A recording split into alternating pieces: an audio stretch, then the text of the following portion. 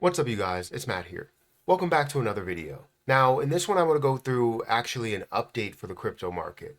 I haven't done a live stream in a little bit. It's been tough to get to live streams. I've really only had maybe 20 minutes here, 20 minutes there. It doesn't make sense for me to try and go on for 30 minutes or an hour when I just don't have the time. So I apologize for all the people that are expecting live streams and they just can't get them. I really do want to go and go live, but then it's literally to the minute to where I can choose to do it or not do it. But then, we have those breaks where it's like, I can't, right? So I apologize for the people that are expecting one, but we will get back to it at some point. We will also have these live streams on Patreon as well, but obviously, if I can't get to the ones that are on YouTube, I can't get to the ones that are on Patreon either. Um, it's just been really, really busy for me and with the kids and all that stuff. So, anyways, let's get into the market. Let's give you guys a breakdown on exactly what's happening with the market, some news related to it, and you know, go into my feelings on where we stand with the market right now. Guys, if you could, make sure you hit that like button, hit the subscribe button, and hit the notification bell for more of these videos. Also, make sure you check out some of the links down below. It does help out the channel. And while the market is kind of sliding a little bit, it makes sense to have a platform to where you can actively trade. I have a leverage trading platform, Margex, that you guys can trade as much as you want. I do get a little kickback from you signing up, so I would appreciate if you use that link down in the description and support the channel in such a big way. It does help out a lot. But then also, if you want to actively trade and understand charting and all this stuff, you can actually do that a lot better with Margex. I've had the most success with Margex rather than Coinbase and KuCoin and all of these other platforms that I used to use on a regular basis for day trading and swing trading. But yeah, this is definitely a great platform. Anyways, let's talk about the entire market because, again, like I just said, the market is sliding a little bit. We're seeing that the market is down to a $2.31 trillion market cap. It's down 2.55% on the day. Bitcoin's dominance, as you can see at the top of this page here, it's at 53.2%. So we're still not seeing Bitcoin's dominance slide, and that's what we're kind of hoping for, is altcoins to pick up. But Bitcoin seems to still be the driving factor into wherever everything is going. And whether it's related to the ETFs or related to more adoption or related to just support in general, the only two that the US government has, well, technically, they haven't supported XRP as not a security, but legally it is not a security, right? And then you have Bitcoin being praised as the only cryptocurrency that's not a security. So those are the only two that have that clearance, I would say. Everything else doesn't have full clearance, and they're saying everything else is a security besides Bitcoin and obviously legally XRP. So with that being said, you see a lot of it flowing through Bitcoin and hype and belief and all of that stuff. But you also see some connections there with Ethereum when it comes to the ETFs, right? And that, right?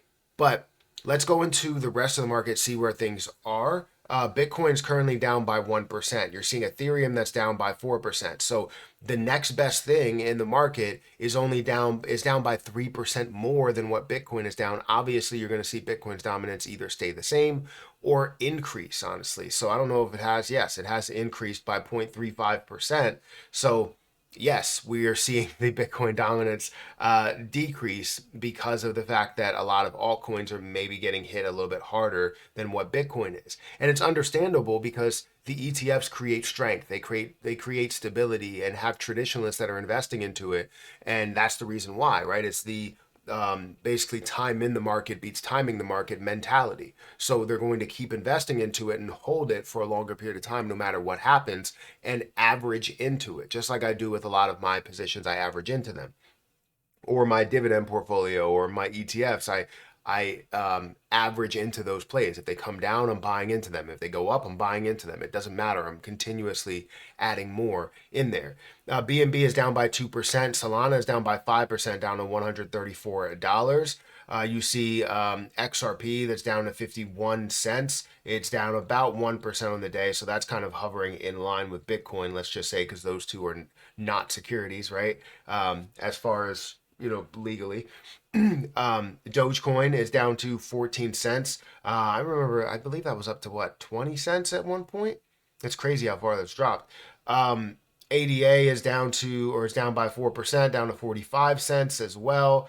Shiba Inu is down by 5%, down to 0.000023. Avalanche down by 0.3%. Tron by about 2%. 4% for Polkadot, 4% for Bitcoin Cash, 1% for Chainlink. We see Litecoin that's down by 1.5%, down to $83 there. Internet Computer also down to about $13.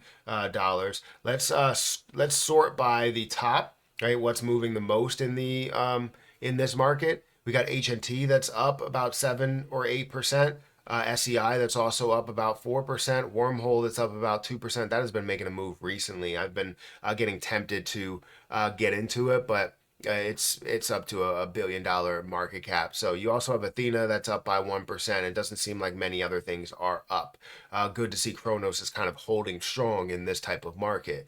Let's look at some things that are dropping the most in the top 100. We have Maker that's down by 10%. Optimism down by 9%. And I guess you can't be optimistic about that, right? We have CFX that's down by 9%.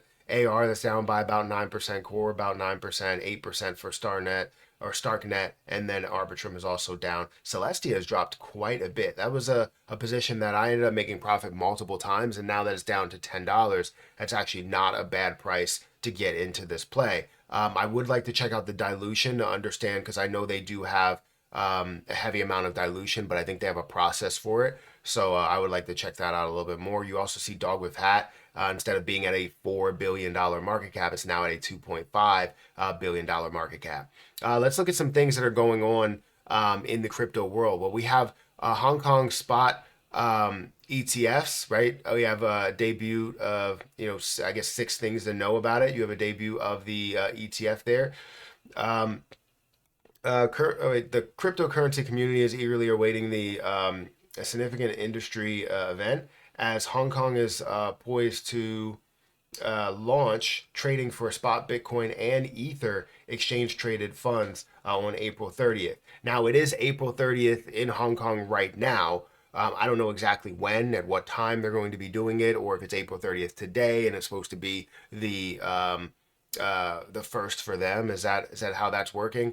But the point is they're launching a Bitcoin spot ETF as well as Ether exchange traded fund there.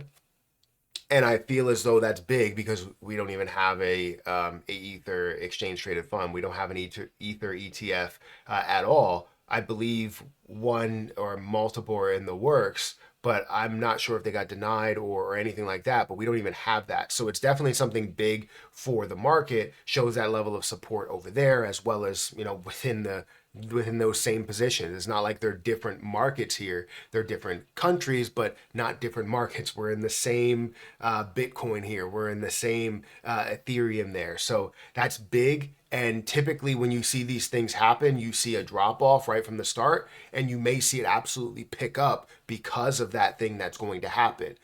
We saw it happen with the actual launch of the Bitcoin ETFs, where when action started, we saw it really, really pick up, but then we saw a dive after it increased by too much. So that's something we need to look out for. And honestly, it's basically saying, you need to check this video out or watch this video before 8:30 tomorrow. I was thinking about changing that title to that. I don't know if I'm going to at this moment, but just wanted to do a simple update. And then you also have the SEC. Apparently, our government is just hating crypto. The SEC has considered Ethereum as a security for extended period.